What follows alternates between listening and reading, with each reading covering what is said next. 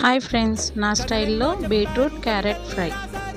దానికి ముందుగా ఒక బాండీ పెట్టుకొని సరిపడా నూనె వేసుకొని పోపు దినుసులు వేసుకొని జీలకర్ర, ఉల్లిపాయ, కరివేపాకు వేసుకొని వేయించుకున్న తర్వాత కొంచెం అల్లం వెల్లుల్లిపాయ పేస్ట్ కూడా వేసి వేయించుకొని తర్వాత మనం తురిమి పెట్టుకున్న క్యారెట్ బీట్రూట్ కూడా వేసి దానికి సరిపడా ఉప్పు వేసి వేయించుకోవాలి. ఉప్పు వేస్తే తొందరగా వేగిపోతుంది.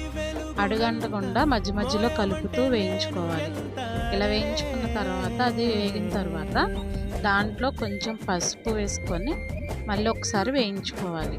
మధ్య మధ్యలో తిప్పుతూ ఉండాలి, లేదంటే అడుగంటేస్తుంది. సిమ్లో పెట్టుకొని వండుకోవాలి. పసుపు కూడా వేసినాక వేగిన తర్వాత కారం వేసి సిమ్లోనే వేయించుకోవాలి.